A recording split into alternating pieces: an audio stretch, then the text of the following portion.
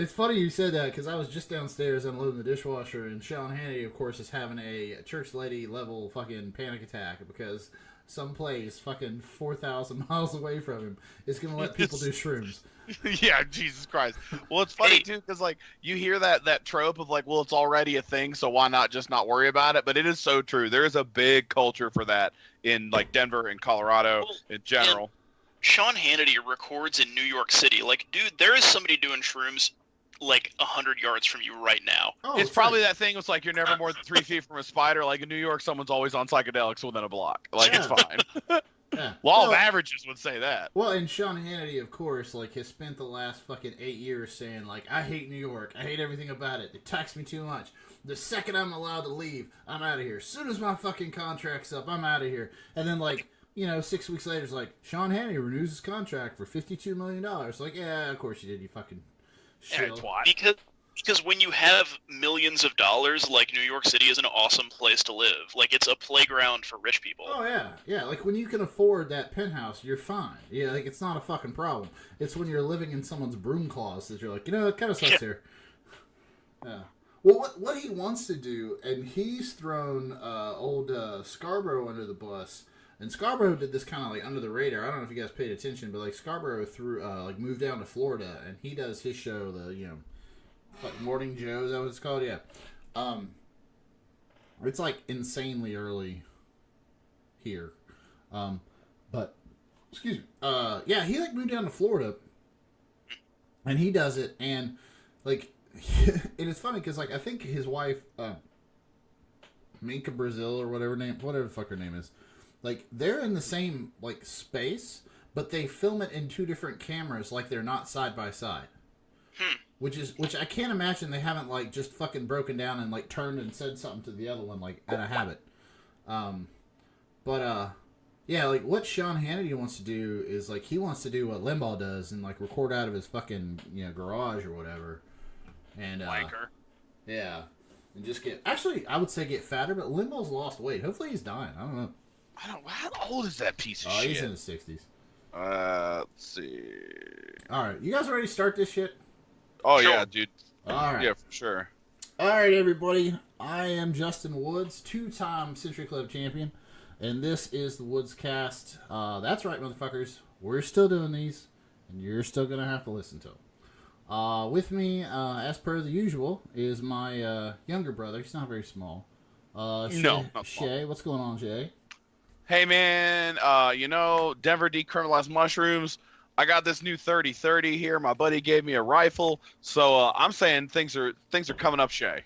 I was gonna say we're a better podcast than the Alex Jones show, and then Shay starts waving around firearms. So. Hey, is that a Marlin 336? That's a Winchester 94. Oh, so like the brand name version of to Marlin's like great value version. Yeah, no, it's the gun that won the West. Air quotes. It's the real deal there. Yeah, I've got a 336. It's a good gun, but it's like store brand Winchester. Yeah. Yeah, there you go. And you can feel our approval rating skyrocketing with conservatives, Justin. I know. I can just smell that NRA money coming in.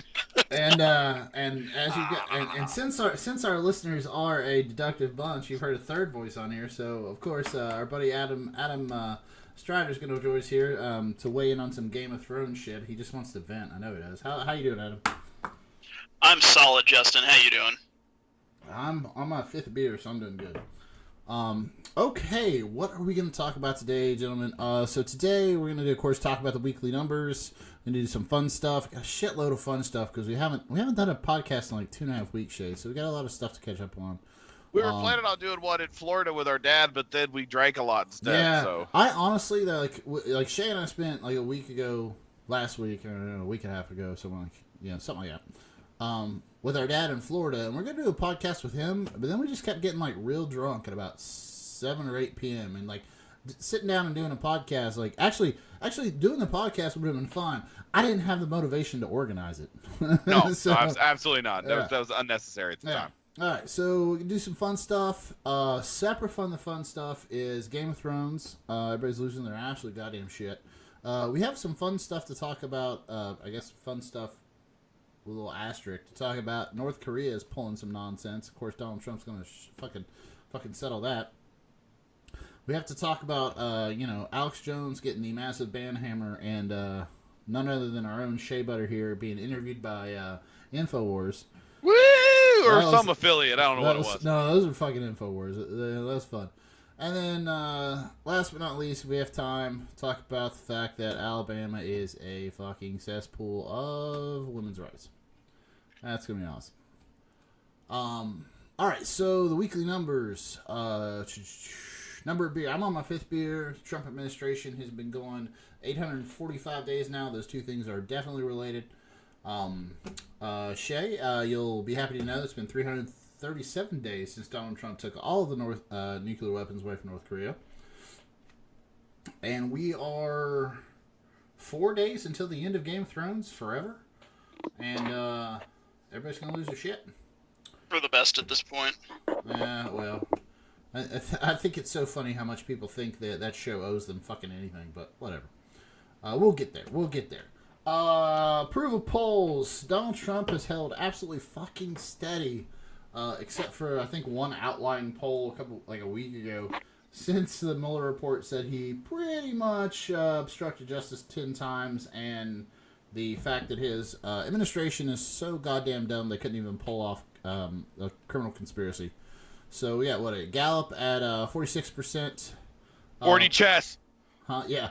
40. Well, actually, here's the thing. Like, we were gonna, the last podcast we were gonna have, I was gonna point this out, but this was done April 30th.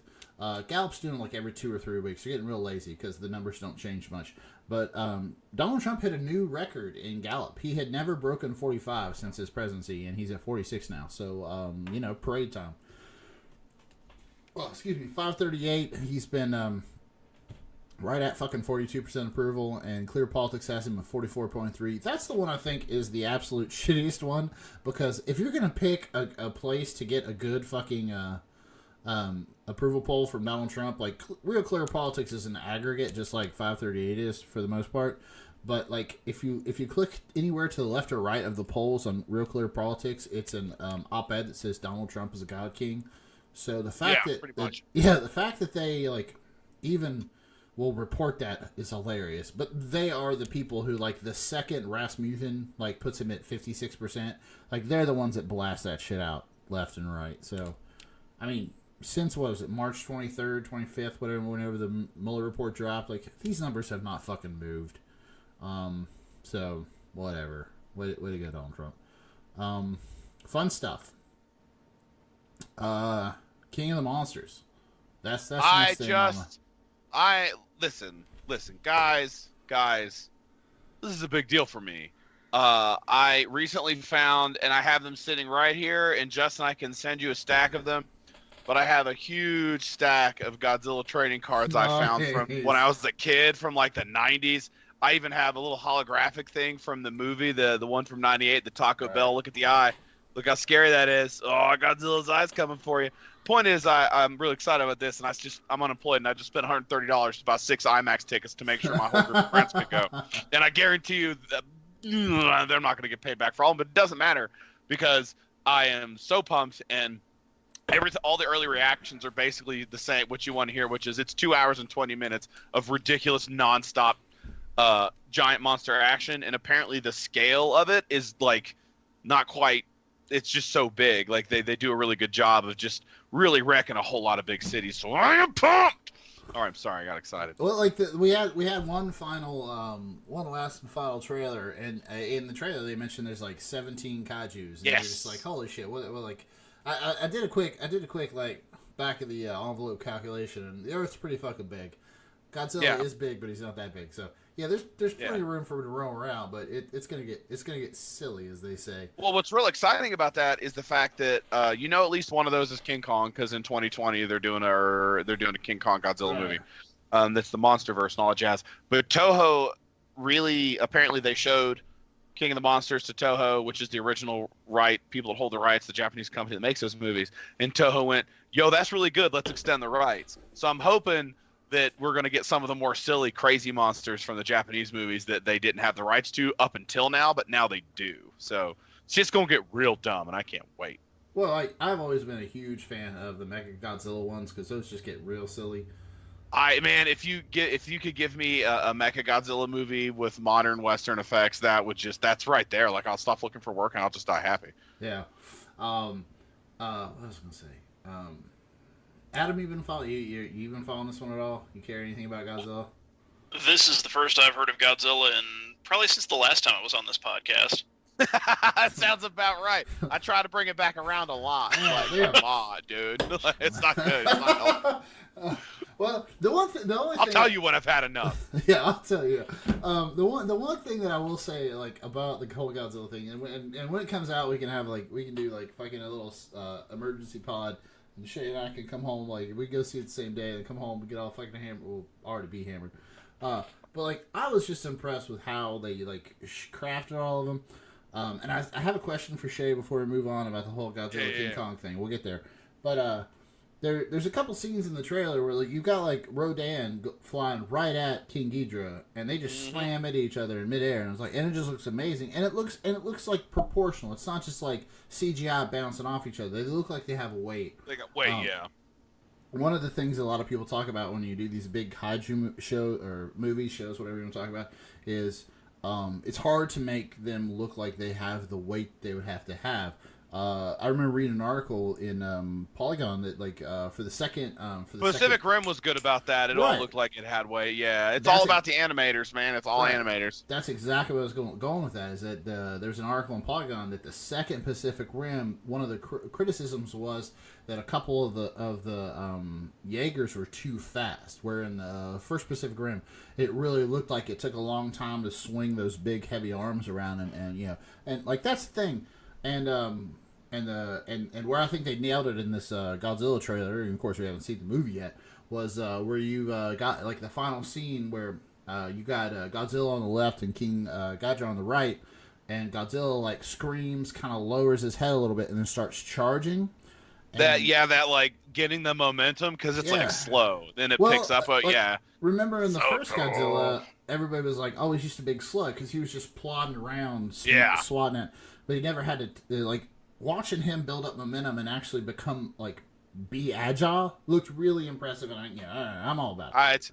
Apparently, they're like everything I've read about it so far is like, yo, you need to see this on the biggest screen possible because in terms of like spectacle, there's not a lot of movies that have because like that's what they come for, so that's where they throw the money and the effects is those scenes, and plus it's got 11 in it from Stranger Things, so I'm cool with that. I mean, she might be banging fucking not Jay-Z, but what the fuck's that? Drake? No, what's that other Drake? Rapper? Drake, yeah, she might be banging Drake as we speak right now, but we'll way to go, Drake, dude. Fuck. He's got a history of like being friends with young girls until the exact day they she's turn like 18. what? I mean, she's actually how old is she now?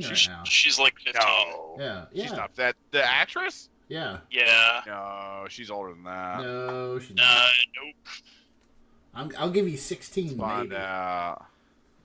But like that's the problem. Is like Drake has this bad habit of like being friends with actresses or whatever, and actually a lot of people in Hollywood have this bad habit of being friends with young actresses until like the day they turn 18, then they announce they're dating. Damn, she is 15, man. Yeah. When she's like 50, she's gonna look 100. I could have sworn she was like 22. Yeah. But like Celine Dion was one of those. Like Celine Dion was like quote unquote friends with her manager until she was 18. It's like, that shit's always so creepy. Yeah. It's like, oh yeah, you're creepy. All right, but you're both super wealthy and powerful, so nobody cares.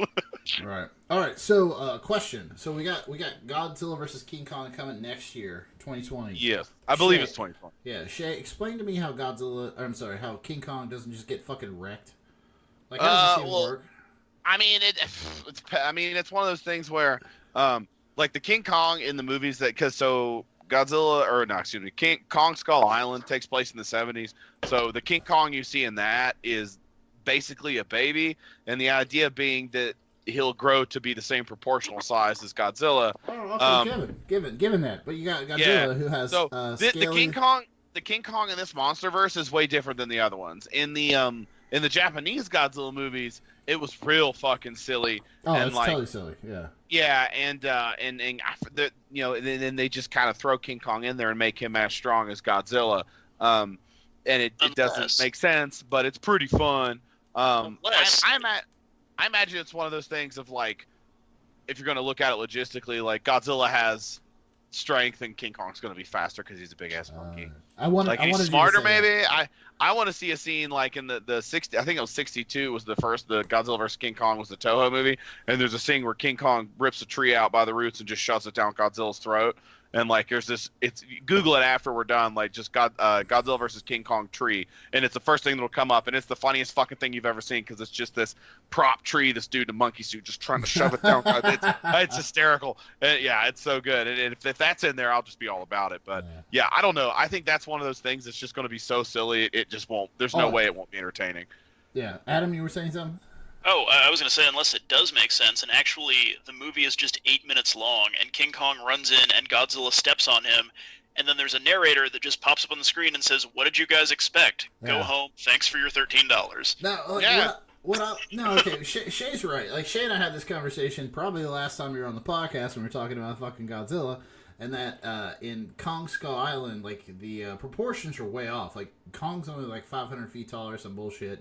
But he's a baby. Yeah, well, and they say in the movie that he's still growing, and so like let's just assume an equal sized Godzilla and King Kong. I just see like atomic breath versus a thing that has hair all over it, and like scaly armored reptile versus like basically a big person, hairy person. Like I just see Kong getting wrecked. I'm not saying I'm not gonna go see it. I think we're gonna see Kong like bouncing off buildings and like sucker punching Godzilla, whatever. It'll be fun. Well, in the Japanese version, it was exactly what you said. Like, every time Godzilla would hit Kong with his fire breath, it would burn him real bad, and he'd be like, "Fuck, that sucks." And then his response was, "Well, you can't use your fire breath if I put a fucking tree in your throat." So it's that kind of stuff. And then in the movie, even with the just two guys in rubber suits, it ends up being them just like punching and wrestling and just like fighting. Like the writers make it's super silly, and I just there's no way you're gonna have even. Because Godzilla and King Ghidorah are such fantastic characters, and they both have the ability to shoot like lasers out of their face, it makes sense when they fight, and it's somehow less silly than Godzilla like wrestling on the ground with a giant fucking gorilla. Like, it's gonna be so good. The one thing I would like to end this conversation with is I wish everybody else could see how the look on Adam's face while we talk about this, and he's just like God damn it, you nerds. Yeah. All right, switching topics here. Adam, you seen Endgame? I have not. Jesus Christ. He's the one person in North America that hasn't, apparently. And you know what? Good job, everybody. Nobody has spoiled it for me. Oh, that's pretty good, yeah. Well, I mean, you can walk away if you want, but... I mean, I'll just say it's awesome. Yeah. We can spoil it for you right now, if you want to. It made $2 billion. Shay and I talked about it a lot at the beach. I thought it was fun. Didn't change my life. I think time travel is it's not a bad writing device. It's a simple one. Yeah, but what I like about that is that they take the fracture, like they've got that scene where Professor Hulk is explaining everything, and it's just the idea that like, no, it doesn't work like that. You can go back in time. It doesn't change where we're at now. It just makes an alternate reality. You're a dummy. That's not how time travel works. And the reason it works so well in the movie is because they lay out the rules very plainly, and then they just follow them, and they never discuss it again, because time travel is one of those things that in a movie can be really stupid if you fuck it up. But in that, they do a good job of saying, this is how it works, this is what we're doing, all right, you're along for the ride, let's go. And then you just move forward and you never look back, and it works perfectly. I fucking loved it. I mean, not having seen the movie, but it sounds like it creates an alternate reality. It doesn't change what happened, kind of addresses the killing Hitler paradox. Yeah, because going back in time then makes going back in time your future, so you change. Yeah. Like, it's that whole stupid thing. I mean, all time travel shit in sci-fi is dumb, and it's hard to follow, and it's just so fun to talk about because it's so convoluted. But the idea that, like, right now, if I go back in time, I don't change the reality I'm in, I just make a new timeline with a new reality. It's kind of like Flashpoint Paradox. That's kind of similar. But I don't know. That's such an easy way to just plot hole spackle right past that shit and start shooting lasers at Thanos in the past. Well, I love the fact that everybody was like, "Oh my god, this is such a great movie." And like, it is. It was a fun movie. It was a great movie. But the people who thought it was like the best movie in the world are the same people who would just shit all over the Terminator series for its weak, plot structure. I'm like, oh, come on, fuckers. Like, well, yeah, but all right, come on now. just because you like watching Terminator 3 and Terminator Salvation and Genesis after 6 rum and cokes doesn't mean they're good movies. Those are objectively shitty movies. Well, especially Terminator Salvation. You're exactly like aside from the time travel logic, those are just garbage. You have to differentiate between a good movie and an enjoyable movie. They're not necessarily the same. Yeah. I enjoy. So what I like to say is this: is like if I watch Terminator Salvation on a scale of 1 to 10, where's my enjoyment level? My enjoyment level is at like a solid 7 or 8. But if you're gonna say like on a scale of 1 to 10, is this a well-written movie? It's like a 4. No. Yeah, it's not a well-written movie. I honestly like. I like Salvation better than I like Genesis. It's more fun. It's got those sweet old school Terminators with the smokestacks. Yeah, and like they're just fucking walking around, and it's. God, I hate Christian Bale though, but that's well, just... everybody does. How do I want to say this? It was the one thing we haven't gotten. The one thing we haven't gotten, and Shay, you and I talked about this like multiple times. The one thing we haven't gotten is a movie that showed what it was like to fight the resistance. Was fight in the resistance. We always get these time travel ones, and for the most part, even the fucking comics that Dark Horse puts out in the Terminator franchise is all about the time travel, leaps and bounds and whatnots. And oh, there he goes. We ran him off. You Yeah, guys can't see this, but he just walked off. Yeah, we just ran off at him. Oh, it's fine. He's out of wine, but whatever. It's our podcast. He just lives in it. Continue. Yeah. But yeah, like the Terminator Salvation was the closest we got to them like fighting the fucking resistance against Skynet, and I just like seeing like a Skynet, a fortified Skynet establishment, Yeah. And of course, what's his name? Sam Waterston is like the Terminator human cyborg, whatever you want to call it. Like, he shows up and they're ready to blast the absolute shit out of him, and they just scan him. They're like, oh no, he's one of us. And he gets to walk in. Like, that shit's fun. Like, seeing how Skynet would build all that stuff. Like, I think we need more movies like that. Have you read any of the books? No, I haven't read any of the books. That would be something to do. I read this series. I mean, I'm sure there's a bunch of different ones now, but when I was a teenager, I read the series of books that was... The premise was it picked up it was a prequel / sequel to Terminator 2. So the book, I don't know who wrote it. I don't remember when they came out. I remember they were thick. They weren't great, but they were good enough to finish. That kind of thing. Yeah. And they an easy enough read that you weren't like slogging. Yeah, no, it was fun. And I believe I remember the premise was it was basically like, okay, so this is the story, like what happened to Terminator 2. So now they sent back like we're going to tell you the story of a Terminator that got sent back right after that. It's the same model. I can't remember. I feel like they came up with some plot mechanics to where the Terminator that came back had the memories of the one that was melted in the slag. It was some temporal bullshit. But the idea was it was just the story of this Terminator and John Connor, like, living in the backcountry of the jungles of South America, training and learning to fight for the oncoming war. And then eventually the books got to the war itself. Like I said, they're not great, but they're pretty fun. I've got those somewhere. Yeah, I'd love to know what that is. The Dark Horse comics are pretty good. The latest one's called Sector War. It was pretty interesting because it happens approximately like a week before the Terminator and the original, Terminator 1 was sent back after Sarah Connor. They sent a Terminator to L.A. after a cop. She's pregnant, and they're trying to kill, of course, her kid. He's supposed to be some lieutenant in the army, but so it's like a totally different Terminator. Shows up about 7 days before Arnold Schwarzenegger does to kill Sarah Connor. And so this cop's on patrol, and this guy just like comes out of nowhere and like flips over a cop car and starts to kill her. So she ends up like befriend like leading them into a bunch of like LA drug gangs. So, like, fuck that guy up, And when she survives it, she sees on the news all the news reports about the Sarah Connor attacks, and so she hightails it over there to talk to Sarah Connor. So it's like, quote unquote, the start of the resistance there. Yeah, they're good. They're good, but yeah. All right, you should see Endgame, Adam, whenever you get some more red wine. All right, Shay, how far are you into Umbrella Academy? I just watched the episode where the two dudes in the masks broke into the house and shot up the place and kidnapped the drug addict guy. Okay, what was his name? Klaus. Yeah, so I think I'm like, it's like 5 or 6 out of 10, something like that. It's fun as shit. Adam, have you watched any of this? Umbrella Academy on Netflix? Nope. It's okay. It's really fun. It's based off of a very eclectic comic book from The dude from My Chemical Romance. That's what I read. I think it's My Chemical Romance. I think it's also Dark Horse as well, but yeah, it's a show on Netflix. It's solid as fuck. One of the guys from Game of Thrones is on it. I forget his name. Hashtag Pogo for life, dude. He's fucking great. Yeah. Spoilers: he doesn't make it. All right. Okay, just a couple little blips and fun stuff. Shay, have you seen this announcement of a Swamp Thing show for that DC Nation? Yeah, I'd read about that a while ago. I didn't know if they haven't shown any like trailers or any shit about that, right? Mm-hmm. They've got a trailer. It's pretty awesome. They're leading heavy. So Swamp Thing is a heavy hitter.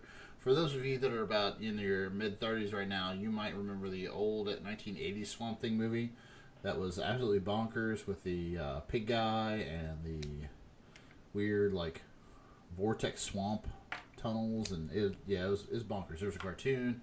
But yeah, so they're putting a show on DC Nation. The Swamp Thing himself is a heavy hitter of the DC universe.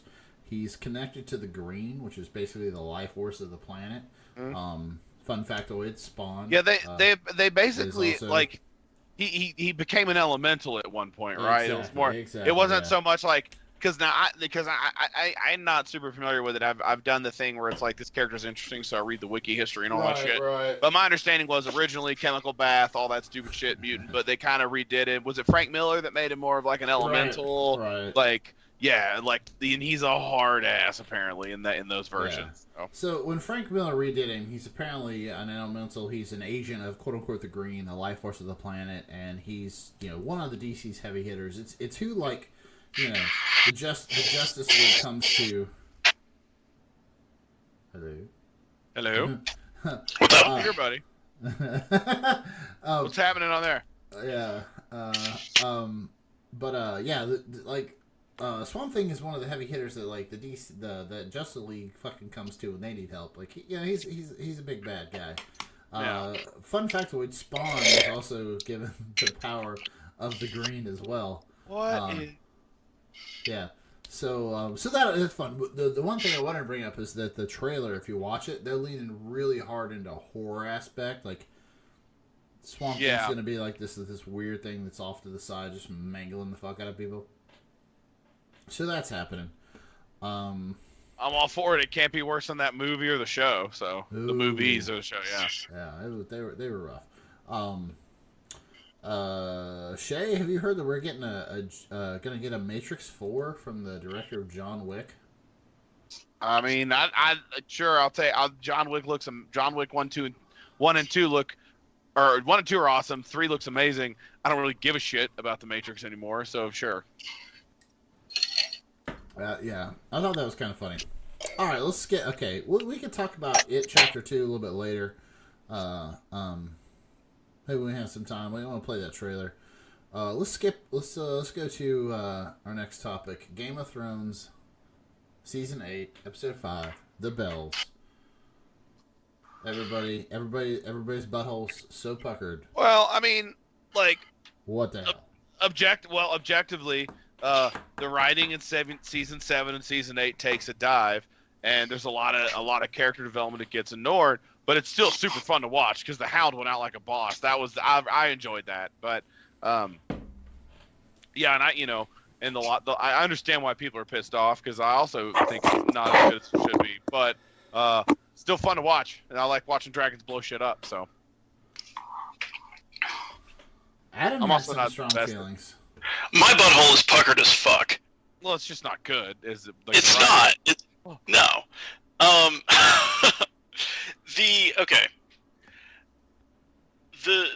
There has been much ado after the last episode about arguing whether Daenerys's descent into Mad Queendom is justified or sufficiently predicated.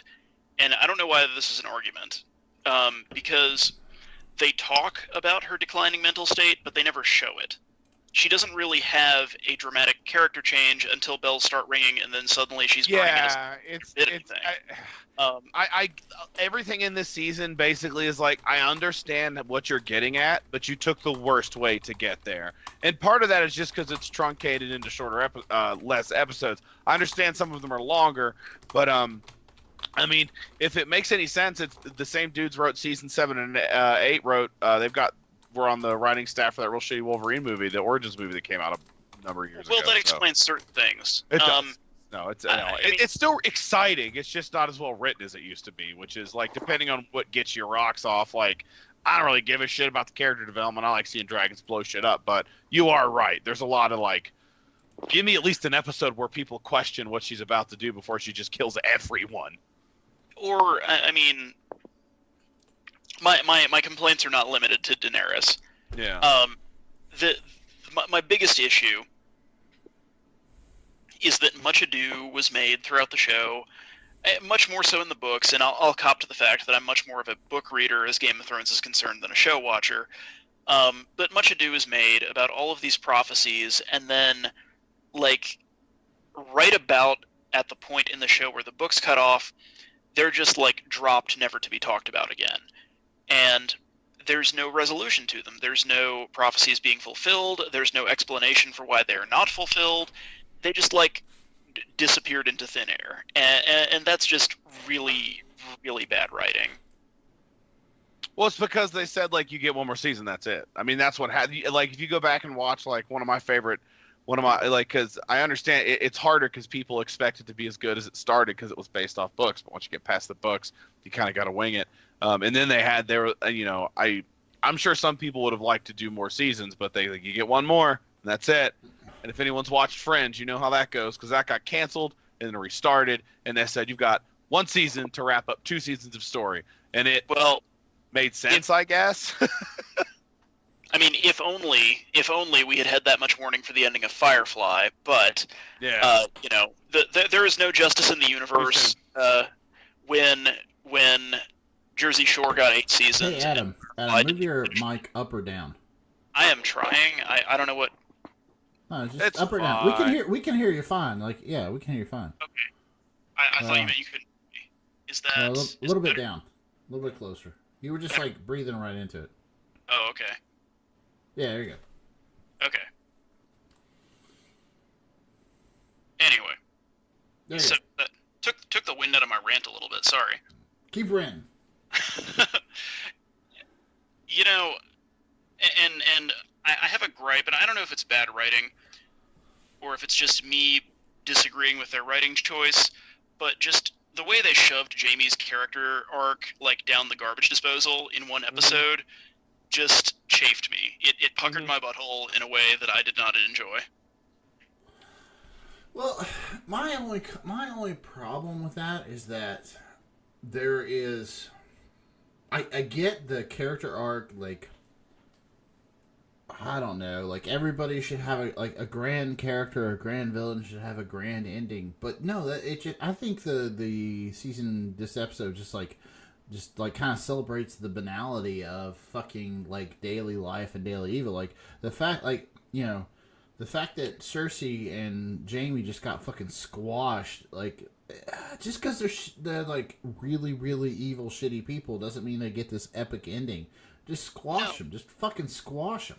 I'm not taking issue with squashing. It's that Jaime had this pretty clear redemption arc. Yeah. And then in one episode, it doesn't show him being conflicted and then making the wrong choice. It's just he's on this redemption arc, and then suddenly he's not. Yeah, like he just got. Yeah, no, that really. That's a good point. That's a good point. That's what caught me off guard. It wasn't how he died. Like, honestly, like if it had been this scene where he like in my mind, the way you would take care of that is like, you've got Tyrion. Him and Tyrion could have had a conversation where he's just basically like, listen, I understand, like, I'm going to die today no matter what. Like, no matter what I do, I'm not going to make it out of this alive. And no matter what, I still love her. And I know that's wrong, but I want to die with somebody I love if I'm going to die. You know what I mean? Like, there's a way to flush it out more that makes more sense. It's literally like his last like 2 seasons of shit just didn't happen, and he just went right back up Cersei's ass. And I understand where you're coming from. But I mean, you know, what's that meme that's floating around now? Props to her for getting paid $1 million an episode to stare out a window and drink wine. I mean, that's the dream. Yeah, absolutely. But no, yeah, you're right. A lot of those story arcs just they spent so long fleshing them out, but wrote themselves into a corner and ended up with 1 season. So now there's just logistically no way to satisfyingly wrap it all up in 1 season. So you go, all right, cool, we're gonna make it a big fucking spectacle. Hey, you know how we could have had more time to wrap everything up satisfactorily? Spend fewer episodes fucking around in Marine. Yeah, that's fair. You know, I'm not as invested in this as most people because a lot of people have been watching this since the day it started, whereas I just got laid off and slammed like 7. I shotgunned 7 episodes in like 2 months or something, and waited 2 months and then watched. And I'm watching the last season, so I don't really give a shit. The ending of this isn't going to piss me off like the ending of Lost did. It's probably going to be very predictable. You know, I don't know. We'll see. But yeah, you know, your point's valid. Like it's just objectively like it's not as satisfying as it could be. I mean, I understand that I was never going to be satisfied with this because I'm just like I'm not a primarily show person as Game of Thrones is involved. Like for me, the latter seasons of the show are just filling the empty void in my soul where books 6 and 7 should be. But so they're never going to live up to it. So what I'm saying is, help us, George R.R. Martin. You're our only hope. 2 words, dude. Brandon Sanderson. Give up on George R.R. Martin. Just go read all of Sanderson's stuff. You'll be fine. Like, and the problem is like, I mean, oh god, what, like a season or so ago in the show, like George R.R. Martin and apparently the showrunners and the show writers had said that like, hey, we know we're going to outpace the books. We have talked to George R.R. Martin. We basically are like, we know where we're both gonna go. Shouldn't be a problem. Blah blah blah. And then like as soon as the 8 seasons released, George R.R. Martin goes, you know, if I was in charge, there'd be like another 5 seasons. And everybody's like, you know what? Fuck off, you old wizard bastard. You should be writing books, not complaining that the series is just showering money on you. Is ending before you think it should, while you sit and for fuck's sake, George R.R. Martin, just sit down and write. Like every interview with George R.R. Martin at this point should be like, well, you know what I think about this episode? They should be like, shut the fuck up, sit back down, start writing. You shut up. Funny story. You cast your check. You cast your fucking check. I got lunch with a friend of mine the other day. This is a great story. And no, just it comes around. And apparently his... No, it doesn't. It does not. You shut your fucking fat mouth, all right? His one of his high school friends that he meets up with yearly is George R.R. Martin's best friend's, like it's Martin's wife's best friend. So my buddy has actually had the fortunate time in 2017 and 18. He got to fly out there and meet George R.R. Martin and hang out at his house and go out to dinner with George R.R. Martin. And he's a huge fucking Song of Fire and Ice fan. So his whole thing was like, well, I'm not going to ask him why the books aren't out yet, but I'm going to try to figure it out. And he said his basic understanding of it was, George R.R. Martin is your typical fat, awkward, weird-ass nerd that doesn't have a lot of friends, and now he's a fucking millionaire and has tons of friends and would rather party and hang out with his friends than write fucking books. So he just doesn't spend as much time writing as he used to, which I would absolutely believe. I would absolutely believe that. Believe it, my ass. It's evident. It's evident. Dude. Like, have you seen the fucking book yet? Full disclosure, guys, I've tried twice to read that series. I've gotten through the first book halfway twice and just fucking given up. I don't give a shit. I'm probably never going to read him because he's never going to fucking finish them.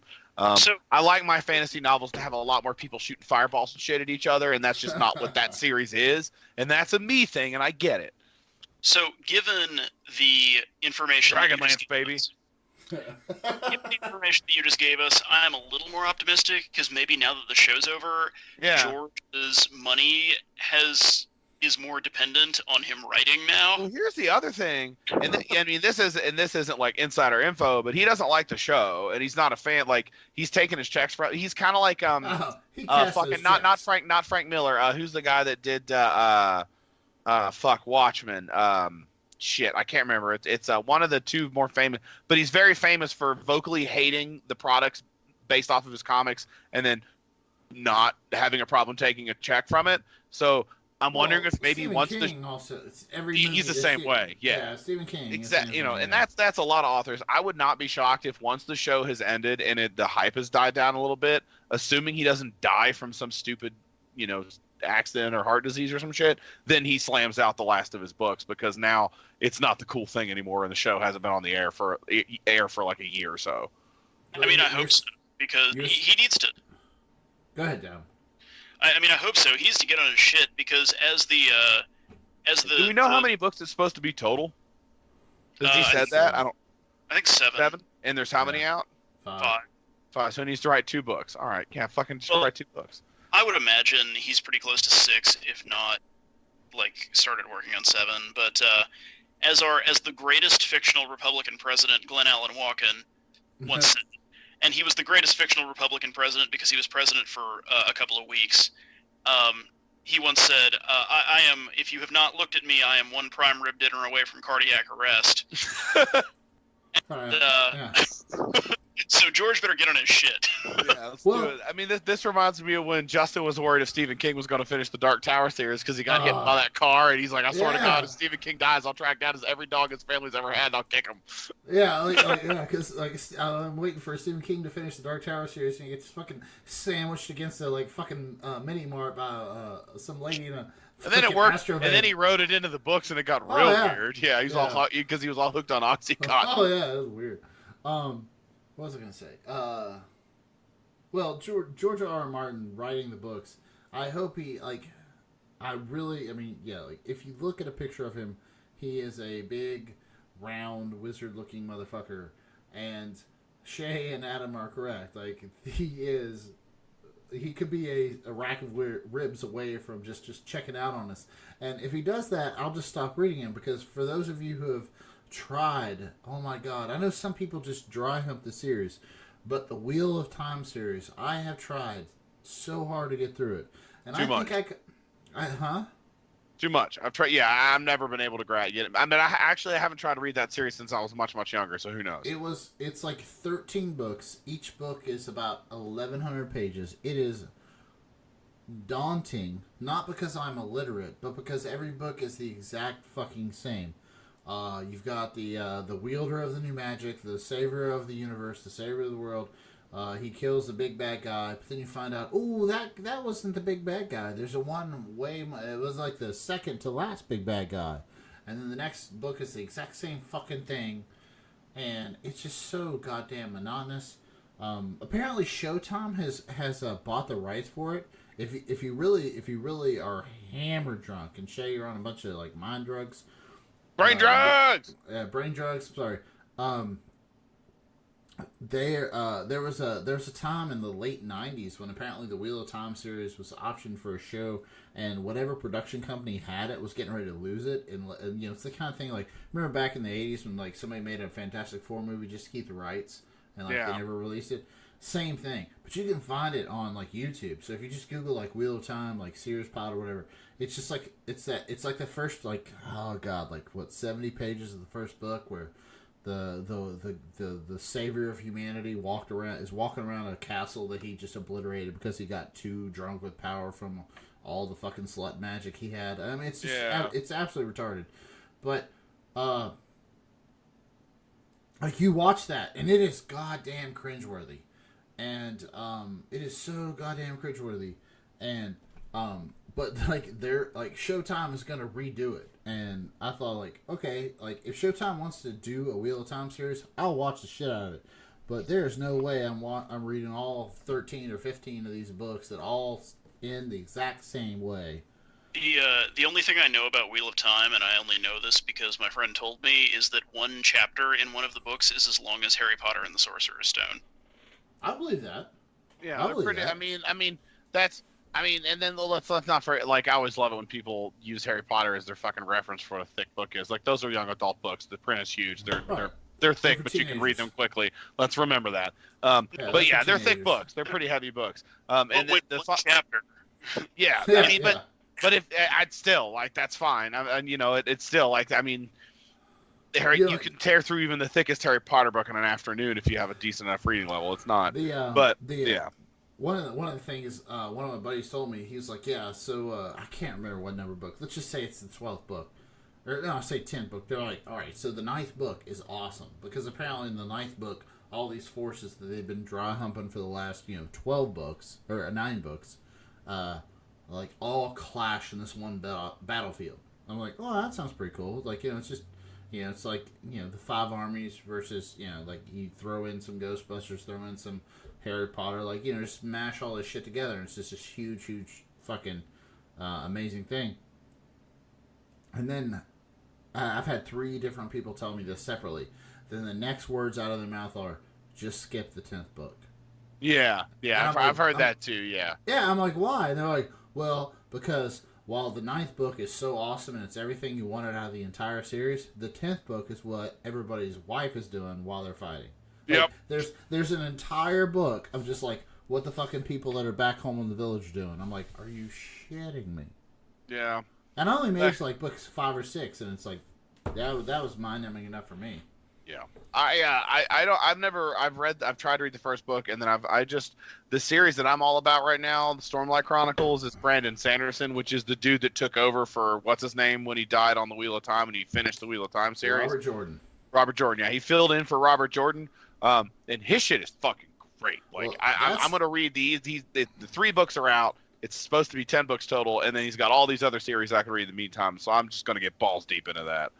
Well, that's where I was going with this, because if George R.R. Martin dies and all of his grandkids show up and like want to finish out Game of Thrones, I don't give a shit. Like I'm done. Excuse me, the books are called A Song of Fire and Ice, Justin. Right. Yeah. Well, and Robert Jordan died, and either the last book or 2, if I'm not mistaken, was written by like a collection of writers. Like apparently Robert Jordan. It was Brandon Sanderson was who finished that. Right, well, but they were apparently all at, like, Thanksgiving dinner, and Robert Jordan told his family at Thanksgiving dinner how his books were supposed to end, and then Sanderson came in to write it, and I'm like, no, fuck that shit. Alright, we've gotten way off topic here. A couple things we need to touch on in Game of Thrones here. Cersei and Jaime got flattened. We had a Clegane Bowl. Come on now. I mean, fucking the Hound was basically... Yeah, he went out like a boss. Yeah, the Mountain was basically immortal. Looked just like Darth Vader from Return of the Jedi with his helmet off. It was hilarious. Yeah. He's all eaten up by Manticore Venom. The Hound took him out. Jon Snow apparently soured on banging his aunt. It took me really long. Yeah, that is the best. Yeah, like that scene where she's like, "That all I am to you," and you can see him go like, "Nah, you're also my aunt," and this is real gross. It took me way too long to figure out what was going on there, because I'm like, I got a rum and coke in hand, I'm watching it, and I'm all for I'm a peacekeeper, I'm all for moderating violence. So like I'm thinking Jon Snow, just say, hey, I'm not gonna try to usurp your throne. I'll give you a good pickle tickle here. It'll be great. And then, like, she kisses him, and he, like, pulls back. I'm like, oh, come on, Jon Snow. What the fuck's your problem? And I'm like, oh, yeah, he remembered. He knows now that that's his aunt. And nobody likes to bang their aunt. Well, I mean, Jon's being a Targaryen, it's going to take him a while to get used to the incest. Exactly. That is true. That's like...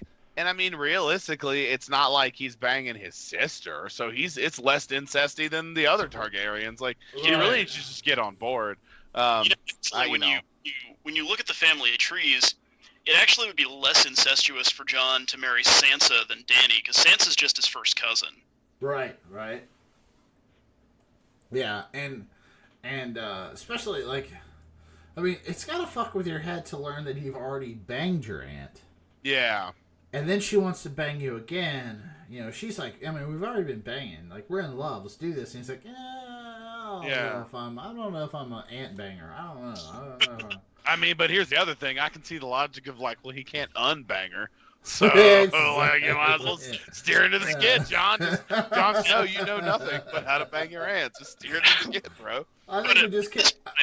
At this point, he's just an unknowing aunt banger. If he bangs his aunt again, he's no. At this point, as of the last episode, he knows he's banging his aunt, and he thought about it. You saw it. He's like, I mean, I've already fucked it. I mean, I think we just I think we just landed on the episode title. You can't unbang your aunt. There you go.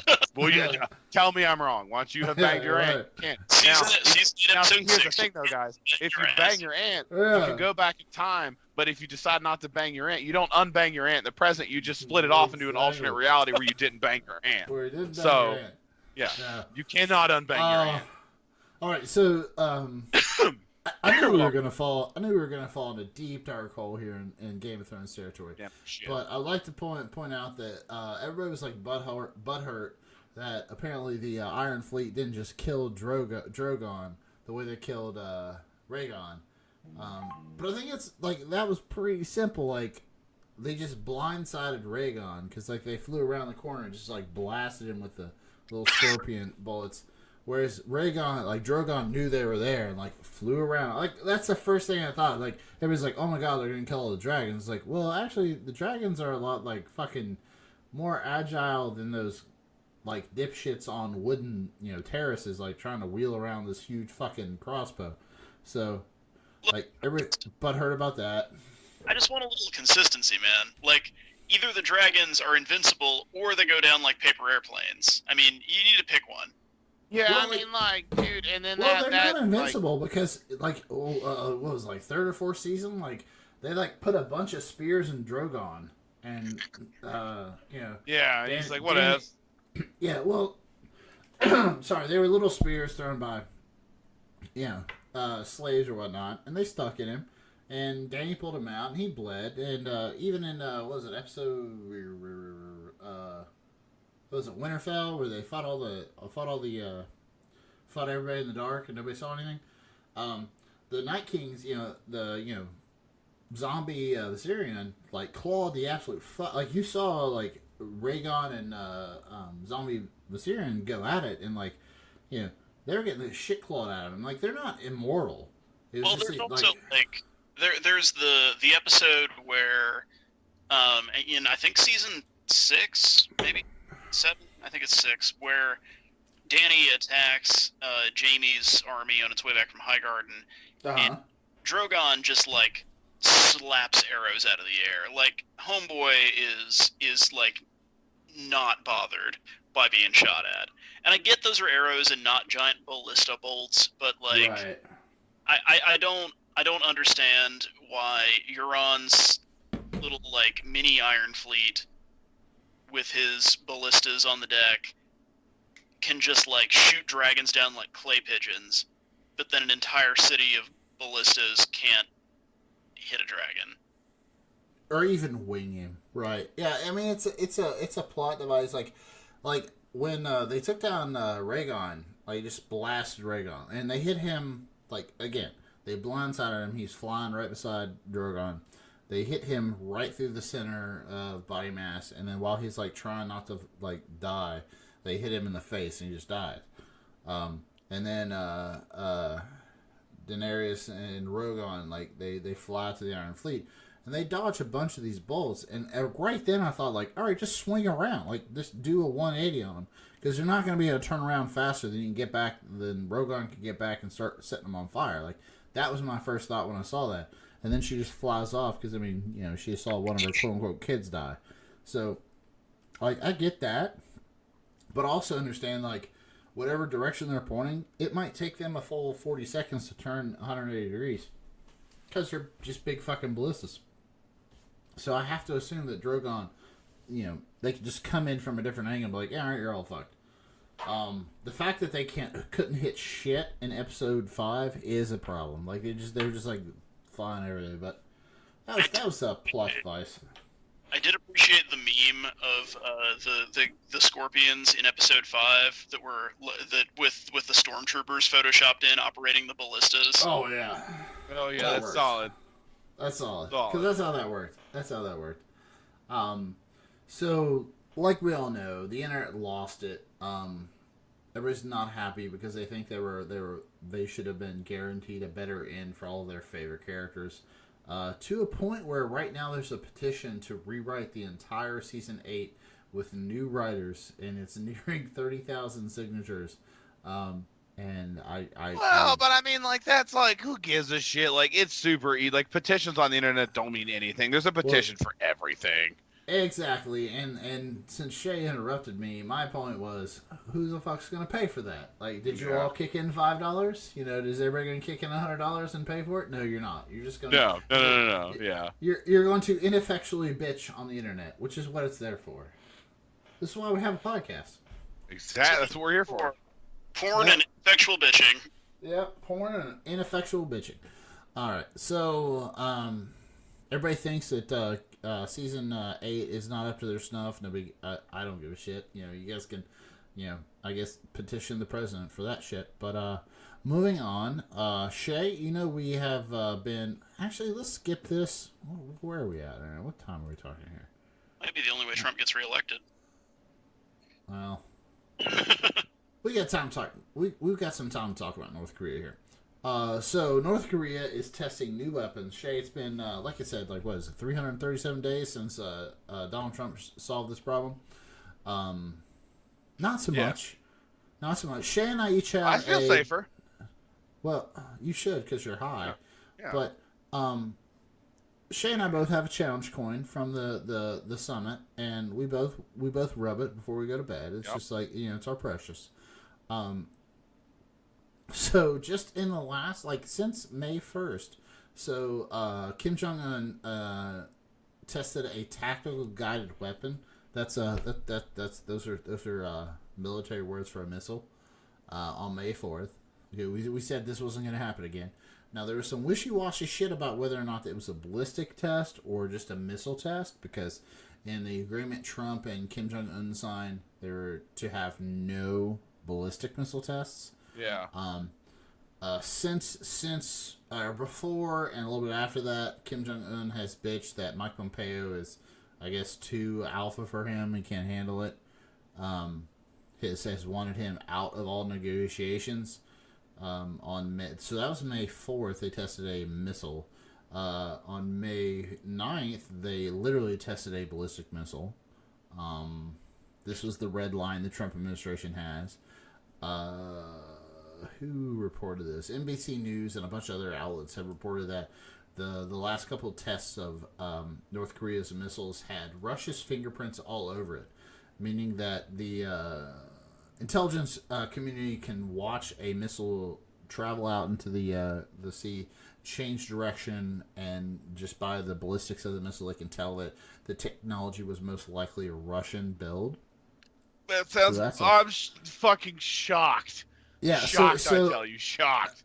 I'm shocked too. I just want to remind everybody that told Shay and I, our buddy Jay, who we did the Purple Report with for a while, being primary one there, that we were told hands down that, hey, any type of talks that calmed everything down were good, and these missile tests weren't going to happen, and there you go. Yeah. I mean that, but again, that goes back to that's the same shit North Korea's always done. So anyone that think that's not what they're doing is a moron. Anybody that thinks that North Korea is not going to try to get everything they want from the Americans or any type of world power just so they can be on the stage, that's what all they wanted. That's all they wanted. That's what Kim Jong-un's I want to say great-grandfather, grandfather, and father had tried to do, but I might be just the grandfather, father, and father. Might be just grandfather and father. It's grandfather. Kim Il-sung was the original Kim dictator. Yeah. Was it just the grandfather? Yeah. Yeah. And actually Donald Trump, you can't really hate on Donald Trump too much for this. You can hate on Donald Trump for being the person that sat down with him table to table to put the American flag beside the North Korean flag and actually did a meet and greet, because that's what they've all wanted to do. Like Adam was just saying, Kim Jong-un's grandfather and father, that's all they wanted. But this is the 13th president that, or United States president that North Korea has lied to. So, Yeah. You can't fault Donald Trump for trying, but you can fault him for sitting down and like shaking his hand and saying we're best buds. He's not going to do this because he did it. Yeah, I mean that's and then again that's just what they do. But I just it's the whole North Korea thing is so goddamn ridiculous. I still can't believe it sometimes. How much he just fillets him. It's ridiculous. I can't believe how much we have to. Like Shay and I bring this up because I think it's funnier than shit. And Shay and I have this coin, but like the conservative media has just totally ignored all this from here on out. Like Sean Hannity, if you put jumper cables on Sean Hannity's balls, I don't think he could tell you the last time Donald Trump made a mistake with North Korea. Like he just doesn't. They just don't get it. Like they're just like, no, he's our God Emperor. He totally agree. All right. We can't focus on this whole North Korea thing because we got to start a war with Iran. So that's true. We're busy. Yeah. Oh god damn.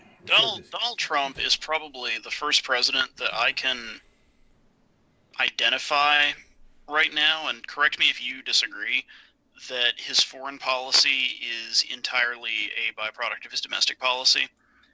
And because which countries he seeks a close relationship to and which countries he seeks an antagonistic relation to are entirely tied to the extent to which he can use that relationship to rile up his base.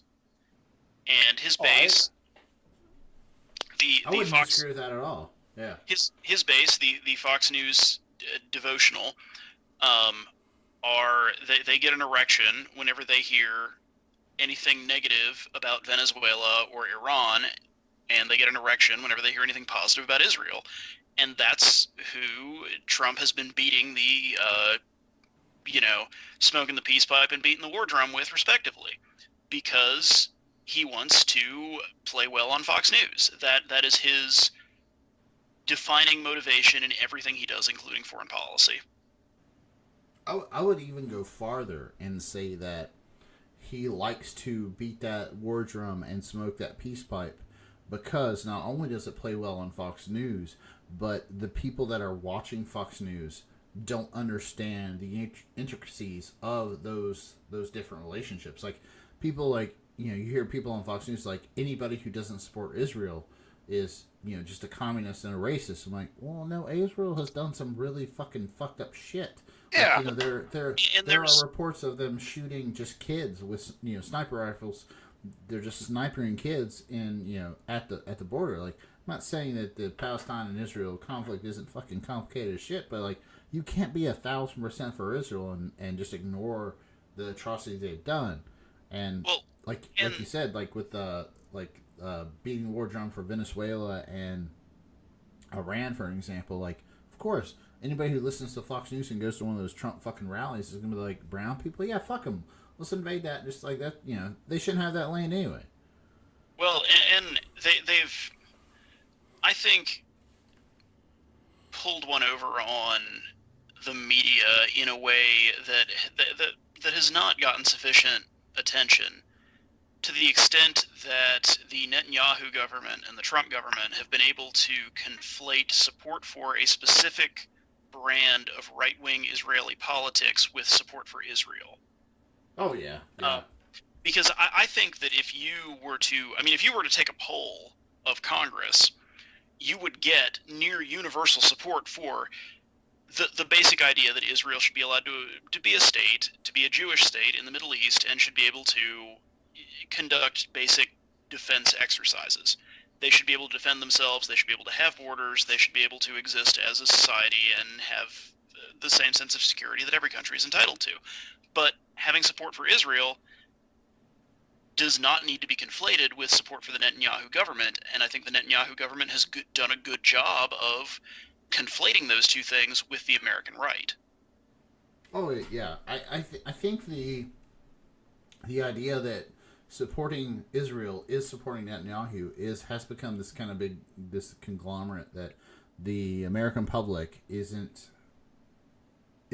informed enough to distinguish, because you can look at things that the Netanyahu government has done that is absolutely atrocious. And when he was indicted for several counts of fraud and embezzlement and all that bullshit that we've seen in the news. Like the Fox News reaction was like, oh, they're just trying to take down a good fighter for democracy, and like that's not the same thing. Like Netanyahu can still be a corrupt fucking piece of shit, and you can still think that the Israelis should have their own state and it should be a Jewish state.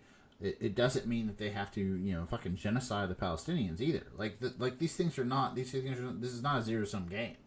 I wonder if the Fox News crowd understands that Netanyahu's opposition are also Israeli. Yeah. Oh god, it's.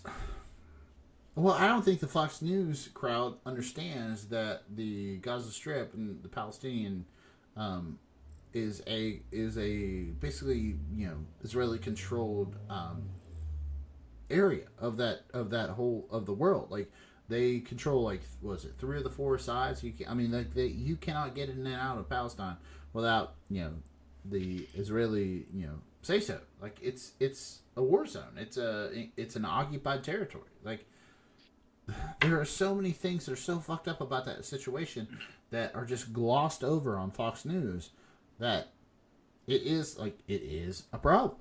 Like you just can't say like. And now you're starting to see a degradation of the Middle Eastern détente as it existed in the 80s, the 90s, the early 2000s, in that the status quo of the Sunni Muslim world does not stand behind Palestine the way they used to. Right. So right. It's not.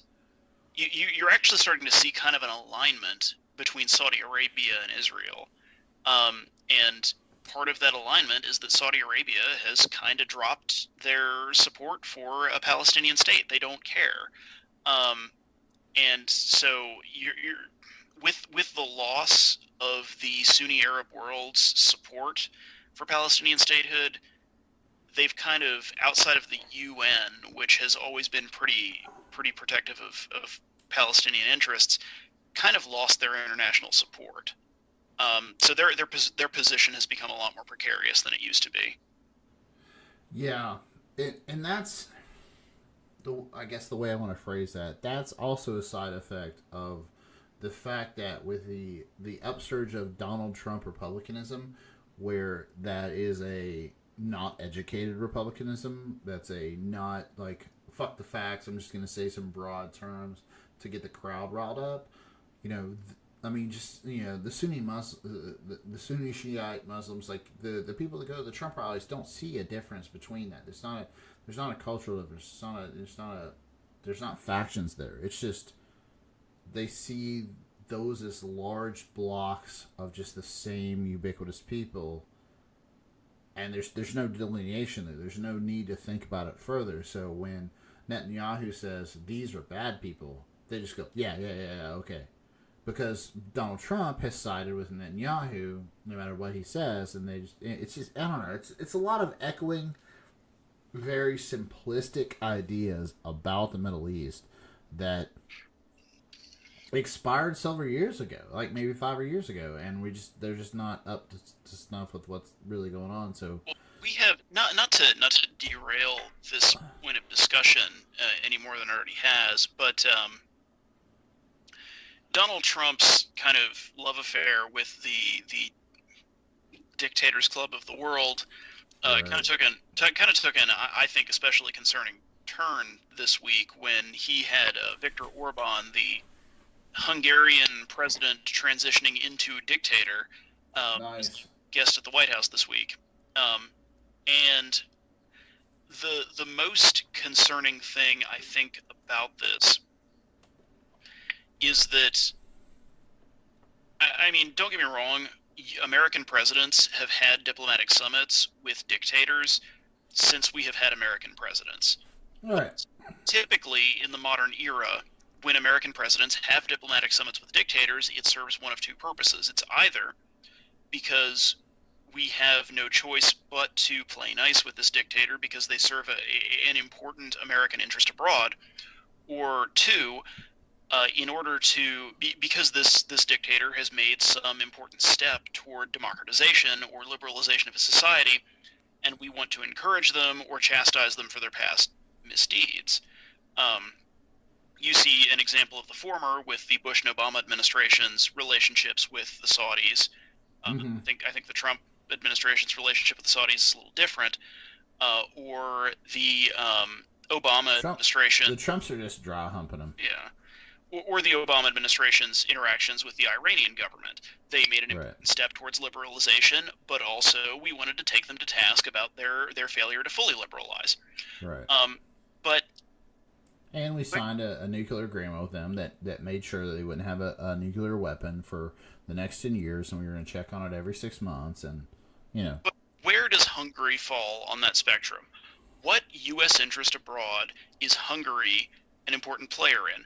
What past misdeeds or steps toward liberalization are we trying to discourage and encourage, respectively, in Hungary?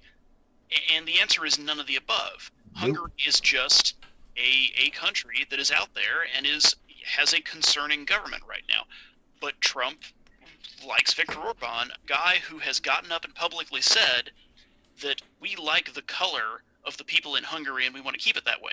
Like, Viktor Orban is an open white nationalist who Trump is bear hugging in the White House on national television. And that is... Whoa. Are you trying to bring facts to a feeling fight here? It is inexcusable. Whoa, Adam! There were good people on both sides of that bear hug. There were great people on both sides of that bear hug. Yes, that is accurate. There were good. The president said it's true. That you can't. Exactly. Why you can't just say shit?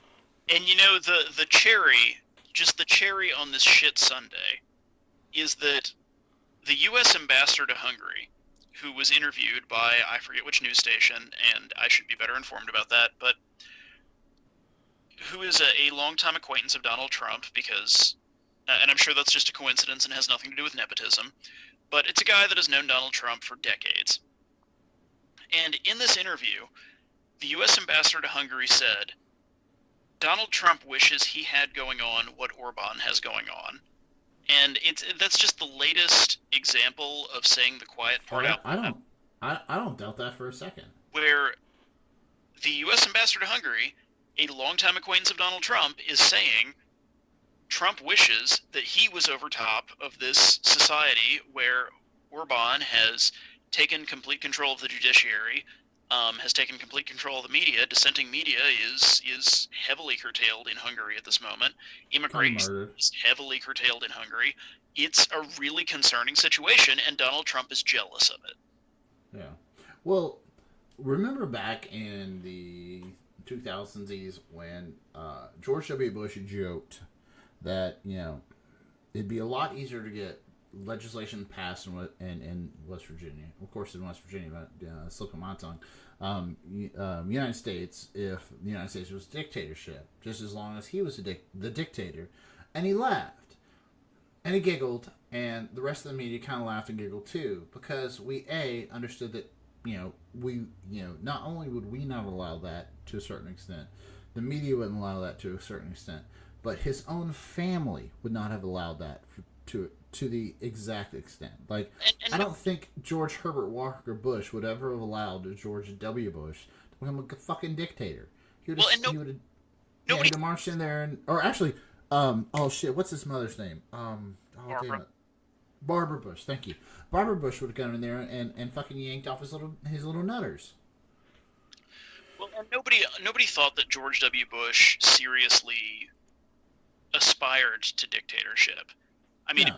if you asked me at 15 years old during the Bush administration, I probably would have thought he was a dictator because I was a teenager and that was... I didn't know any better. But, like... Point of fact, fuck off, because you were like 15 during the Bush administration. Yeah, a little humble brag there. Well, but in retrospect, like, George W. Bush was a normal Republican, which, I have my disagreements with, but... if we don't have a major political party that I have my disagreements with, then we've all fucked up. We probably have other problems. Yeah. But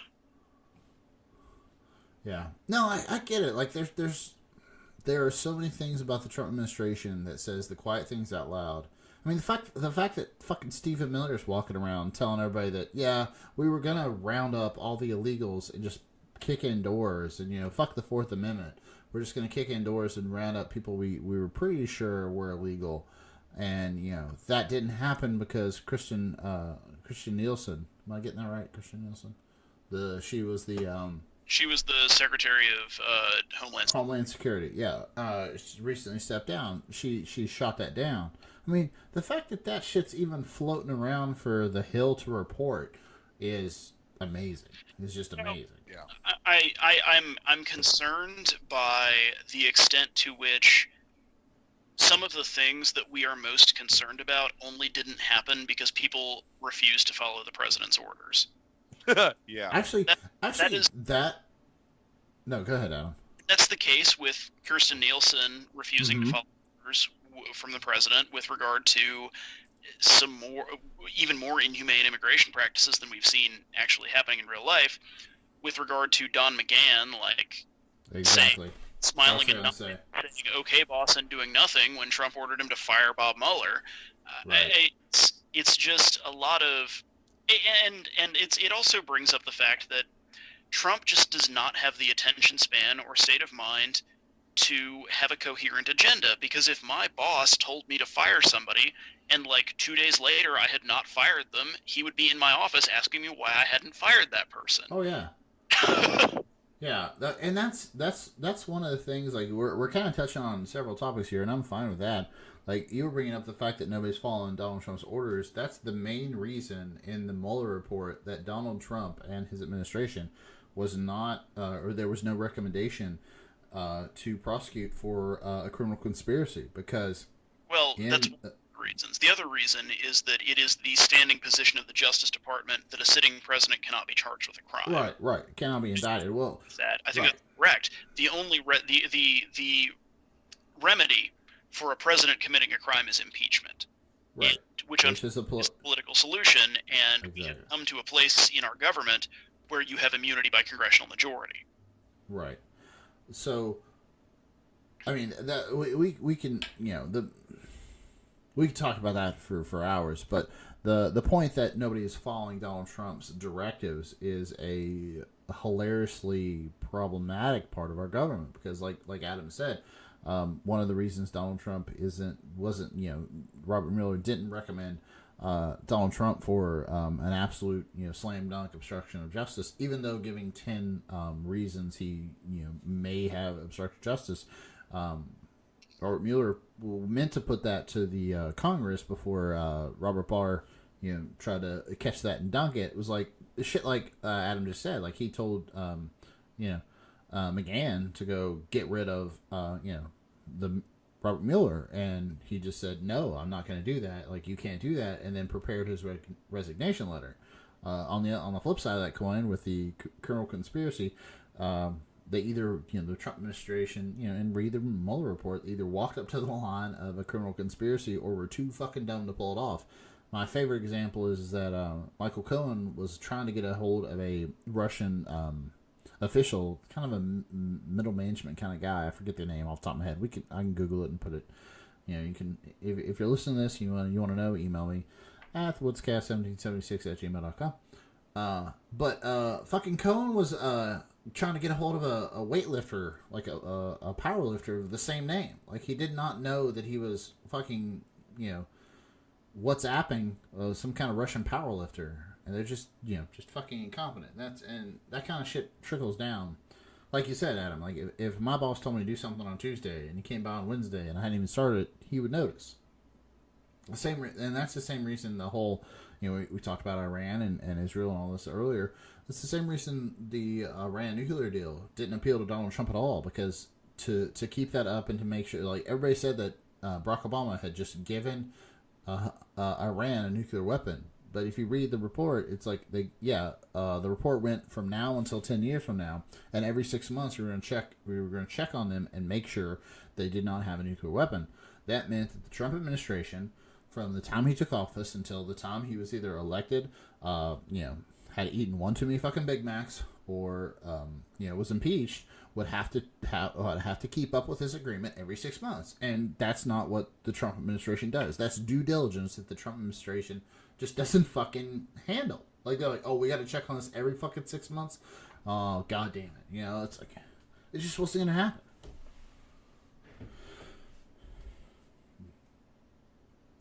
And scene. I would just like to say we're not maligning people that like Big Macs. I, for one, find Big Macs delicious. And Big Macs are a garbage sandwich. Good you do a shit. double quarter pounder. Those are good too, man. You can also get the double quarter pounder with the Big Mac sauce and kick your shit up to a whole nother level. First of all, if you're walking in the door at McDonald's, you've made your first mistake already. Listen, that's a foregone conclusion. Hold on, you elitist Democrat. Where would you go? Where would you go, Mr. Strider? I would go because if we're we're limiting this to the category of like actual fast food, not prestige fast food. Your Wendy's, your Burger Kings, your your McDonald's. I for all of my baseline fast food needs, go to Rally's. That is a good answer. That's a good call. I do not have that out here, and it kills me. But when I go back there, I eat it, and it's amazing. Yeah. Checkers, Rallies, it's all the same shit. Yeah, I know. Here the judges will accept that as an answer. That's fine. Yeah. All right. Let's take a short break, and then we'll talk about Shay being interviewed by Infowars, and then I think we'll call it. Yeah.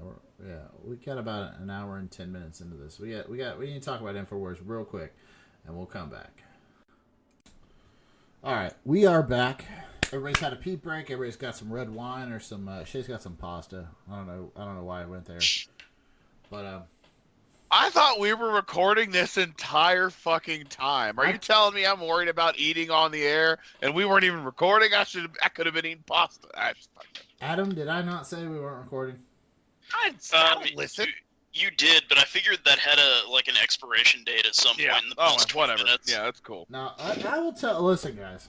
In this America where we can all be thrown in the gulag for saying the wrong thing about the God Emperor Trump, I will tell you when we're recording.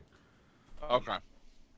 Now, what you people at home aren't seeing is Shay shovel pasta in his mouth with his bare hand. It is delicious. So I had a pound of bacon that was going to go bad, so I cooked the whole pound and put it in with a bunch of Alfredo and shells, and it's delicious. It's so good. That does sound fucking good. All right, you're fucking right, it does. Anyway, the last topic we want to talk about, because we don't need to push this on any further, and I need to go drink some rum and finish up The Predator, because I'm watching it again just because that's what I do to myself. The newest one? Yeah. Yeah. Because that's what I do because I hate myself. We need to talk about Alex Jones getting the permanent ban hammer and being interviewed by the Woodscast man on the street, Shea Butter. Yeah. I'm out there dropping truth bombs, people. In the third dimension. In the third dimension. So for those of you not paying attention to the interwebs, when did this happen? It was like May 3rd.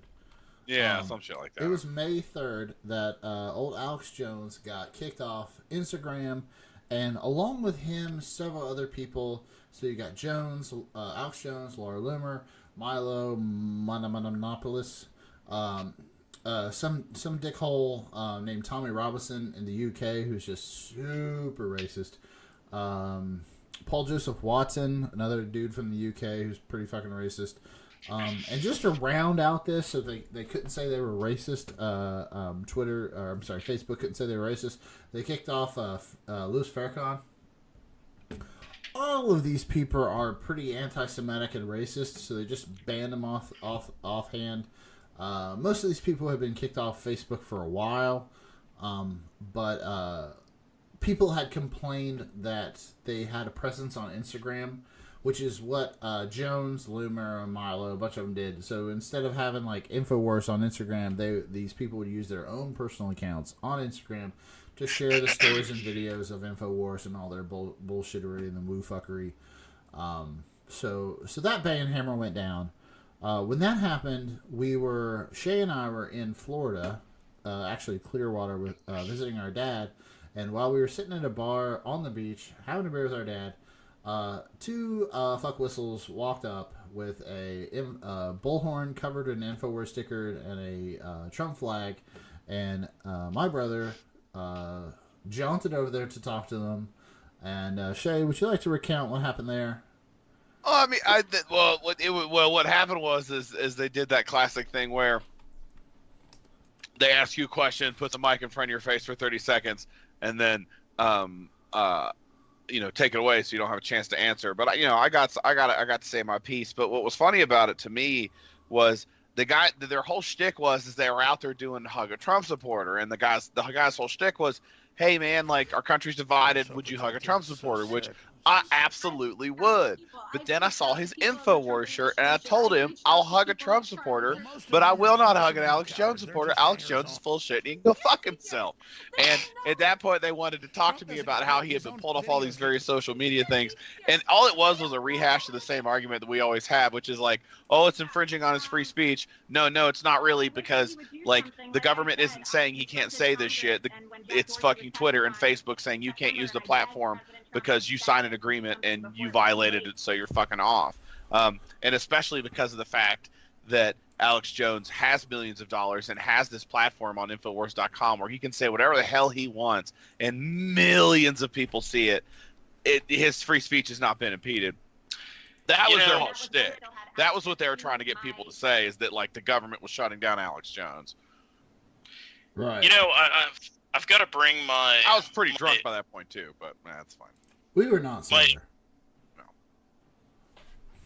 Sorry, go ahead. Yeah, go ahead. No, I was going to say, I'll bring my extensive legal expertise to this discussion, and remind everybody that the First Amendment only protects you from speech restrictions by the government. Exactly. Yup.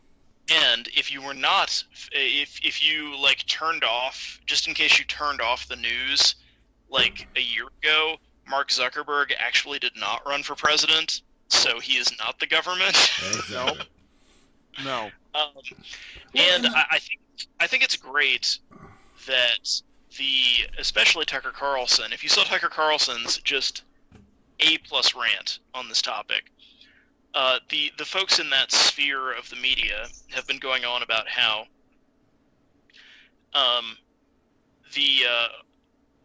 they've been diverging from their usual diatribe discourse, which is that private corporations should be able to do whatever they want with no restrictions. Exactly, yeah. But now they're mad that a private corporation is doing whatever it wants with no restrictions.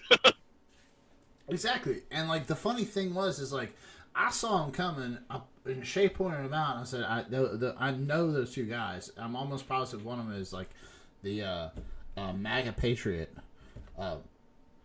He has his own Facebook group, which I've been summarily booted out of. Because when I joined it, I just kept like posting like, you guys know you're absolutely ridiculous, right? Like none of this makes any sense. And like they kept like responding to me. I was like, then ban me. Like if you guys are so badass, just ban me, because I thought you guys were all about the open exchange of ideas. And then like I got banned from their Facebook group, so I knew who these two guys were. And Shay walked over there and said something, and like exactly what Shay was saying. Like Shay pointed out, what Adam just said is that you guys understand that he is not being discriminated against. And like they didn't want to talk to me at all, because I was just telling Shay, I was just feeding Shay points, and like I said, I personally told him like, hey, tell Alex Jones good luck with all those lawsuits. They're like, oh yeah, he's like, oh, that was pretty good, yeah. He was like, oh, he's winning all of them. It was like, actually no, there's like 23 of them, and he's not winning it at all, any of them at all. And so like they just walked off because they realized that we were not going to sit there and be like, well, Alex Jones totally should have, I don't know, a seat in the House of Representatives. They did not want to talk to me at all. Love talking to Shay, but like Shay said, they would not keep the mic on his face to let him give a full answer. No, I mean, that's their stick. Now, of course, I have been monitoring the Alex Jones show since then, and Shay, believe it or not, that footage has not been thrown up on the website. I'm shocked. Yes, I'm shocked. We're shocked that when we were loud and drunk and told Alex Jones to kiss our taints, that they did not put that up on the air. But what did happen, like one of the things that did happen is like Laura Loomer did get booted off too. Now she is very upset. The reason Alex Jones is upset is because Alex Jones knows that he's been using these specific tactics to spread his message and basically hawk his wares on places he was not supposed to do so. So, where Alex Jones and Infowars is not allowed to sell caveman butt plugs on Facebook and Twitter, he would have Paul Joseph Watson and Laura Loomer and all these other dipshits do it on their own personal Instagram accounts. And so when this ban hammer came down, they were specifically butthurt, pun intended, because that literally is truncating their shtick. Like, Laura Loomer's grift is about 90% done, and I have some audio for you guys to watch. So this is the day after the ban. I would like to recommend a fantastic podcast called Knowledge Fight, where the two hosts basically monitor Alex Jones and his show, and for every podcast they'll basically summarize a couple days of his show and just point out fact by fact, point by point, things he said that are complete horseshit. And they actually had a fantastic one from May 2nd to May 3rd where Alex Jones realized he's banned, like, in mid-show. It's fucking hilarious. Yeah. Because Alex Jones goes from being like, all right, we're going to talk about fucking vaccines and chemtrails and how the globals should eat babies. And then, like, halfway through the show, like, somebody apparently, you know, he's told off air, like, hey, you're fucking banned from a lot of stuff now. He's like, and you would think he would like just get super riled up and be like, oh god, the goddamn globalists are better. But he basically goes into his shell and he's like, well, we're kind of fucked, you know, we're pretty fucked, you know. But the best was the next day when they had kind of regrouped. He put on Laura Loomer, and I'm going to share some screen and audio here, guys. I'm going to turn this way up. This is some good stuff. This is Laura Loomer. I'm about 10 seconds before she has a meltdown on Alex's show. This would be the third or fourth. My Twitter account, right? Yes, can you hear that? Right? Look at that Yep. asshole Bill. Jones is just talking over. Crazy, but what are they doing? I want to know what people are actually going to do. My life is ruined. Does anybody understand? What is she? I don't understand. What's the point here? What's she talking about? She got banned. Oh, okay. Oh, is she the one who, like, camped out in the lobby at Twitter and everybody ignored her? That's exactly right. Hold on. I just think it'd be Yeah. I don't know who that. Yeah, so I don't know who she is. Here. Yeah. This is Laura Loomer. Let's just back this up. Oh, damn it. Is she a right or left or what is she? Oh, she's one of Alex Jones's flunkies. Oh, okay. Yeah, she's one of Alex Jones's flunkies. She goes all over the place, and why the hell can I find this? Okay, here we go. Yeah. But thinks, well, I can overpower this myself. No, you can't. Plus, if he doesn't do something. That makes sense. Okay. This okay. Yeah, good. Yeah. Like what Adam said was correct. Is that she's the one that, like, when Twitter banned her, she changed herself to the front door of Twitter's home office, but she only changed herself to one door. So she's like just chained to one door while, like, people are just walking in and out the other door to work, like, all day. It was the most anticlimactic thing. So here she is. That's hysterical. Yeah. So here she is just losing her shit.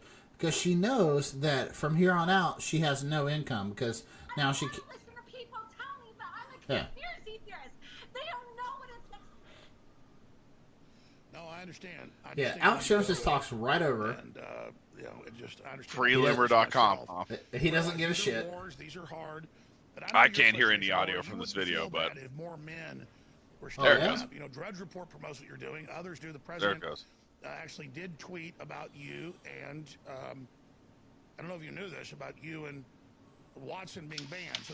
But I mean, I agree. Tweeting isn't enough, but at least the president is concerned about it. He's concerned about it, but that's not going to stop the fact that I've lost 90% of my income. That's not going to stop the fact that I literally can't make a living anymore, even though I have. That's not a problem. I was valedictorian in college. That's not true. That's not true. Not true. Go fucking get a job then, dude. What do you mean? Go be a journalist. Yeah. What a dumb fucking asshole. Stupid Now asshole. hold on, wait. He just, like, Alex Jones just like, I'm fighting hard fighting harder than All right, so anybody. she's And totally I'm she's destroyed, and totally they mock me, downtrodden. And they say I'm some crazy conspiracy Well, theorist. that's what happens, Lord of Leaders. So, Oh, okay. And Trump's been so surrounded by the Russiagate thing that he's been paralyzed. Just by cuts that. her the But fuck he off. better do something now. This is my No, favorite. I agree with you. You know, I'm sick of watching. I all love this. Like, I mean, you know, this is obviously we're watching a video and nobody else can see this, but the Infowars logo is always amazing to me because it's got that like radar rotation thing. It looks like it's a scanner or something. Oh yeah. We're detecting the globalists. Yeah. Don't say that, Laura. You're a hero to a lot of people. Now they've had whispered. Yep. Alex, I am 25 years old and I don't want to live the rest of my life. I could potentially live 75 more years. You know what I'm saying? Oh my God. She's saying on Infowars she's thinking about killing herself. Yeah, it's fantastic. Yeah, I mean, you know. Hold on. I'm not. Hold on. Listen to this. People in the Trump administration. I've Oh, reached okay. out to people like Jones is gonna here in a second. Jones is gonna be like, all right, thanks, come back on. Trump elected, and all the parasites came in, and just remember, it's better than Hillary, but I understand. Well, keep doing it. Let's get you back on soon. Let's get back on the mark about what you're doing next, how folks support you, and we'll track this as it unfolds. But I know being called an anti-Semite. Yeah, all right. So Alex Jones couldn't give less of a shit. Yeah, of course not. About what was going on there. That's hysterical. That's good stuff, bud. So so that's what happened. Like, Alex Jones got banned. It's so fucking funny. And just to cap it off, the reason he got banned was not because, like Adam said, was not because of the fact that he was, you know, violating some type of things of the First Amendment. The First Amendment does not protect you from shit like that. What he did was violate, like Shay said, the Twitter and Facebook terms of service. And what they do all the time is they will get hyped up and talk about, like, we should round up and kill all the immigrants, or we should round up and kill all the brown people. Like, they'll say things like that, which is an incitement to violence. And Adam can back me up here. Like, I can call Shay an empty-headed little worm. That's not an incitement to violence. That's not any type of call to violence or anything. Like, it's not hate speech. But if I said that I was gonna go to Shay's house, saw his head off, and shit in his eyeballs, that would be a problem. Please don't. Well, it would have to be a credible threat. I think that if the government were to try and arrest you for saying that, you would have a viable defense that this was puffery and you did not actually have any believable intent to carry out that act. But point taken. All right, well, point taken. But like, I guess my follow up would be that a lot of the things that Alex Jones has done, especially with reference to the Sandy Hook parents, has been to use language like that and then essentially dox them on air live. Like, Alex Jones would share satellite images of, like, the address and maps to the Sandy Hook parents' house and say that these people are lying, they need to be taken out. Like, that's the kind of shit that gets him banned. I mean, I don't think it would hold up as like a terrorist threat in a federal court or anything, but that's the kind of things that's getting the absolute shit suit out of him. Whereas when I say that Shay is a girl's name, and our parents really wanted a girl, but he came out, that's not hate speech. It's just a fact. No, that's definitely not hate speech. Fuck you! Yeah. So, I was in. All right. So to wrap this up, I was thoroughly entertained by Alex Jones getting banned off the interwebs for the most part. I was even more thoroughly entertained that Shay was interviewed by some Infowars assets. I was more jealous than I've ever been in my life that they didn't want to talk to me at all. That is a fact. They did not want to talk to me at all. And I guess to wrap up this episode, I'm even more titillated that the entire interwebs is so butthurt that season 8 of Game of Thrones isn't what they wanted, and that includes Adam Strider over there. My butt is so hurt He is about looking. season 8. I know you guys can't see this, but he is looking. I don't know what he's looking at. He's looking at a wall. He doesn't even want to look at us. I was actually watching my cats. They're over there. All right. I would have gone with the wall, but whatever. My looking away from the screen and my butt hurt over Game of Thrones are unrelated. That's what she said. All right, guys. I think we should wrap this up. We've been going for about an hour and a half or so, based on my math. Let me look this up. Adam, of course, thank you for coming on. I hope did venting with us help out your Game of Thrones ache at all? You know, I think that my Game of Thrones ache is a hole in my soul that can only be filled by George R.R. Martin publishing his next damn book, finally. That's actually a fantastic response to that. My Spears question. That was a good fucking answer. Yeah, that's Shay. That's why he's the only of the three of us has a law degree. Like just zing. Sure. Yeah, Zing. you can't handle the truth. Truth scares me. All right. Like too real, bro. Too real. What's it? Too real. As always, we hope you guys enjoy this. We enjoy doing it. It's but also, if you don't, I don't care. So I hope you enjoy it, but I don't care if you don't. I mean, we're not losing any sleep if you don't enjoy it. We're kind of curious why you're listening to it if you don't enjoy it. Question. I mean, why do you listen to Alex Jones? Oh, I enjoy the fuck out of that. Yeah, that's true. Yeah, it's like a 3.5, 4 hour comedy skit, depending on how long Alex Jones stays on. Sometimes he hands it off on hour 2.5 or 3, and it's just some dipshit. But that's a solid 3 hour comedy skit that does not know it's a comedy skit. That's a good point. Yeah. So yes, we hope you enjoy listening to this podcast. We enjoy fucking doing it. At the very least, I get to talk to my little brother and some friends that don't live close to me, like Adam here. So I can't hate on it at all. Hope you enjoy too. If you like please like and rate us on all the places you find your podcasts. If you find us on Twitter at WoodsCastThe, and then on Facebook it's at WoodsCast1776. You can always email us a question, a comment, or just raw pornography at thewoodscast1776@gmail.com. We're going to take every bit of Alex Jones' shtick until he shut the fuck down, so that's how that works. Adam, thanks for coming on. Anytime, Justin.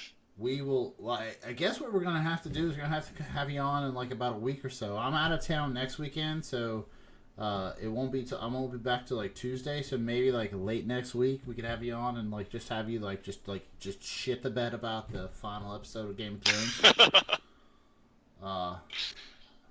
I think Shay and I will be up to date by then, huh? Yep. Let's do it. We'll shit all over it. We'll just shit all over it. All right, this is the point where we have Shay say goodbye to the nice people.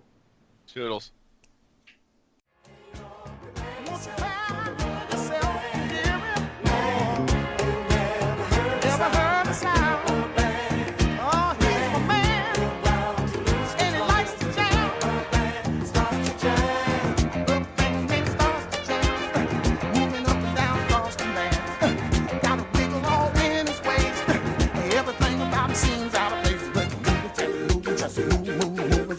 A rubber band man, just moving, just moving, just moving, moving, just.